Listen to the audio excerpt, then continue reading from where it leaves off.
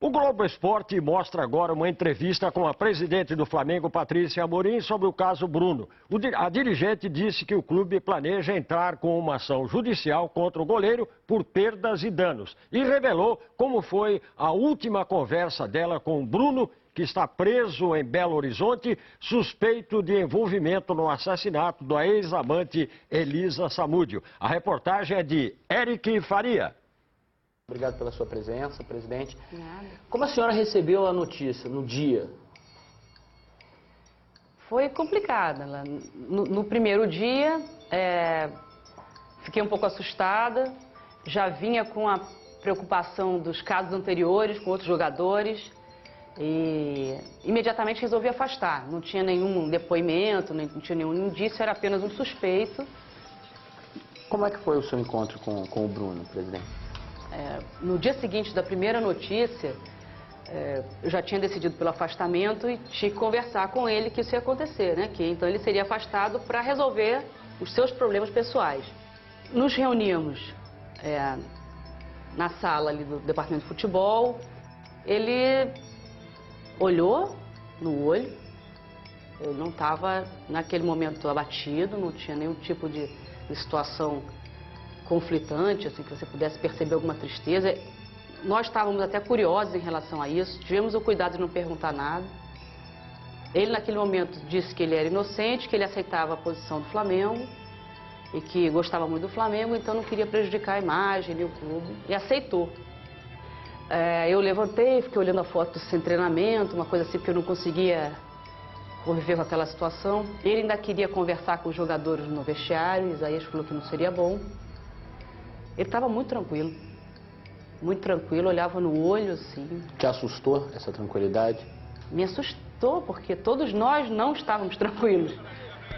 Então, foi difícil, assim, foi complicado. Depois ele saiu pela quadra e depois eu vi na internet que ele disse que ainda ri muito dessa situação. Então, a gente não estava rindo.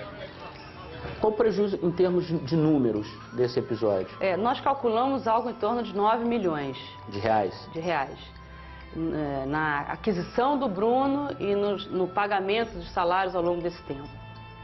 Que medidas que o Flamengo vai tomar em relação ao contrato do Bruno aqui no clube? O Bruno está com um contrato suspenso. O encaminhamento da comissão de notáveis o encaminhamento é para rescisão com justa causa e com possível entrada de um processo de perdas e danos. Mas isso é um encaminhamento. Quero frisar que tudo que ele realizou como jogador não vai ser apagado, está escrito na história. Os títulos foram conquistados, mas ele não voltará mais a jogar no Flamengo, nem que ele seja considerado inocente. Além de ser mulher, dirigente, é mãe também. Dentro de casa, você tem 4 filhos que gostam de futebol, que torcem para o Flamengo. Como foi lidar com isso também? Muito difícil. O meu filho, por exemplo, de 9 anos, quando eu afastei o Bruno, ele reclamou na hora. Disse, se afastou o Bruno, não torço mais para o Flamengo. Falei, bom, mas ele está com problema, ele pode ser preso. Bom, aí ele falou, mas se ele for preso, ele não vou jogar, então não vou torcer pro Flamengo. Porque tem um ídolo, né? Um ídolo que não teve a dimensão do que representava, do quanto era querido por torcedores de todas as idades. Nesse último jogo, Flamengo-Botafogo, então o Flamengo ganhou, foi ao vestiário, tinha uma família assim na porta do vestiário esperando para pegar autógrafo com os jogadores, tinha um menino de uns 4 anos no colo e uma menina de uns 7, 8 anos. Aí ela pediu, posso tirar uma foto com você? Pode, tirei a foto. Aí ela disse assim, se você for visitar o Bruno, você diz que eu amo ele. Eu fiquei sem saber. Se eu dizia, se eu for visitar, eu digo isso pra ele, ou se eu digo, eu não vou visitar e ela fica triste. Então eu fiquei muda. Você pensa em visitar o Bruno? Não sei, nesse momento não. Tem uma hora que eu perguntava para as pessoas no meu entorno, então onde eu vou tirar tanta força? E aí a força vem do amor, né? Que eu tenho para esse clube. Um amor inabalável.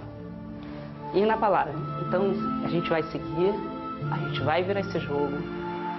O episódio Bruno deixou lições. A primeira foi a de que o título brasileiro do ano passado deu superpoderes para alguns jogadores.